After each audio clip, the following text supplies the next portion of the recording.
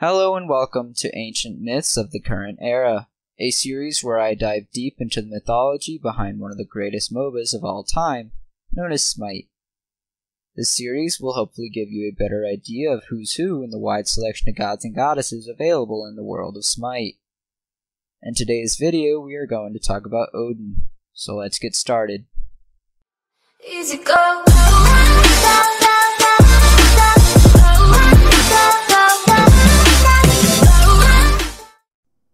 Odin is described as a one-eyed, long-bearded man who is often seen wielding his spear Gungnir.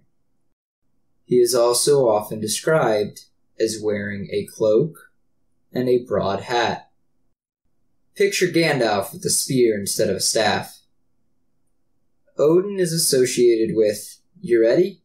Healing, death, royalty, the gallows, knowledge, battle, sorcery, poetry, frenzy, and the runic alphabet. Odin is married to Frigg, a goddess associated with foreknowledge and wisdom. Go figure, right? And had many sons. A few of his more notable sons are Thor, Balder, Vali, and Vivar. Loki is also mentioned to be Odin's blood brother, which is two or more men who swear loyalty to one another. Odin is often accompanied by his companions, his two wolves, Geri and Freki, as well as his two ravens, Hugin and Munin. He is also often depicted riding his eight-legged horse, Sleipnir, through the sky and to hell. Odin has many roles to play in Norse mythology. One of his main roles is as the chief of the Aesir, some of which are his children. Another major role of his is as the ruler of Valhalla and commander of the Valkyries. When soldiers on the battlefield die in honor and glory, Odin picks half of them to go to Valhalla to fight every day in preparation for Ragnarok, which is essentially the end of the world, followed by the birth of the new world. And these dead soldiers are taken by the Valkyries after they die. The other half are taken by Freyja to Folk Vangar, an afterlife paradise that she rules over. Odin is foretold to lead the Einherjar, which are the dead who are in Valhalla and Folk Vangar, into battle at Ragnarok. Odin is also the leader of the Wild Hunt, a procession of the dead across the winter sky. The Wild Hunt foretells of coming war, plague, or even the death of the viewer. Odin also played an important role in the creation of the earth by slaying the primordial being Ymir with his two brothers, Vili and Ve. Ymir's flesh created the earth. His blood created the ocean.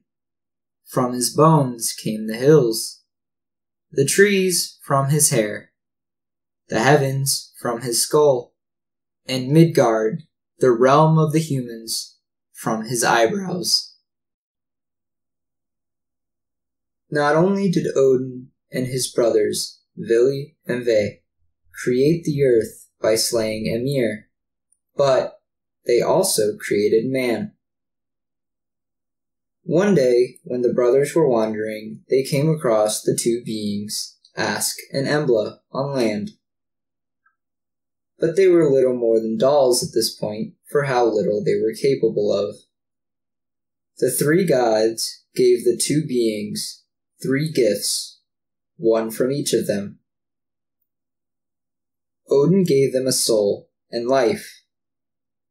Vili gave them intelligence and a sense of touch. And he gave them shape, speech, hearing, and sight.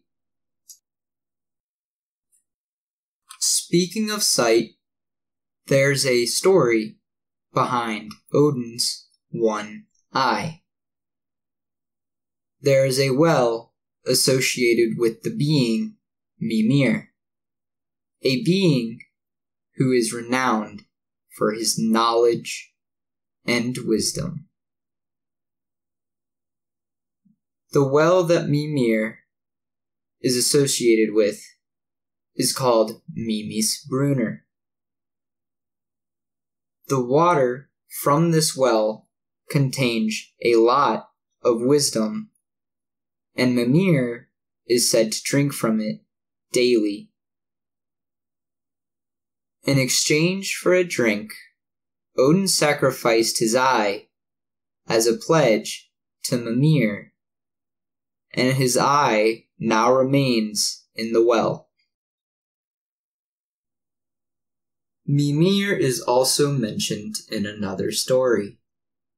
There are two groups of gods, the Aesir, a warlike breed of deity, and the Vanir, a peace-loving breed of deity.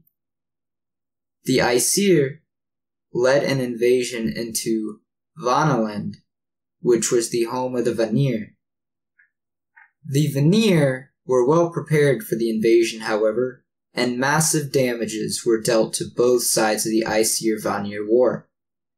When both sides eventually tired out, they met to establish a truce. After a truce was created, they exchanged hostages. Njorvir and Freyr were sent in exchange for Honir. They also sent Mimir in exchange for Kvasir. Born of the vat of spit from both sides of the war, as a symbol of their truce. Both Mimir and Kvasir were wise, but Kvasir was considered wiser. Honir was immediately made chief when he arrived with the Vanir, because it was said to be a great contender for chieftain. But, as it turned out, he was a horrible chief. The Vanir felt they had been cheated in the hostage exchange because the only way that Honir was a good chief was when Mimir gave him advice. So they beheaded Mimir and sent his head to the Aesir. Odin took Mimir's head and embalmed it with herbs so it wouldn't rot, and then spoke charms onto it so it could speak to him and tell him secrets and give him pieces of wisdom. The story of Odin's demise is an epic and sad tale. At Ragnarok, Odin leads the Einherjar into battle against the forces of evil. Hrym, a Jotun captain, leads hordes of Jotnar to do battle with the gods. The Midgard serpent thrashes about, bringing waves and destruction everywhere.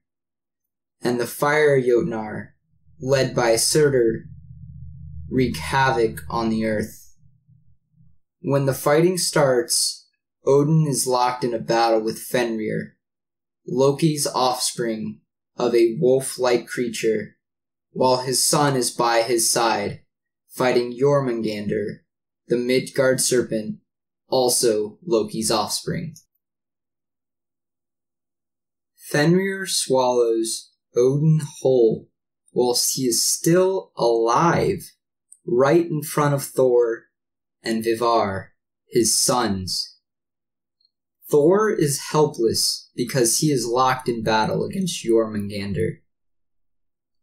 But Vivar avenges his father and rips Fenrir's jaws clean apart and then stabs him in the heart, which kills him. Then Thor soon falls after his father, but before he does, he succeeds in slaying the Midgard serpent Jormungandr.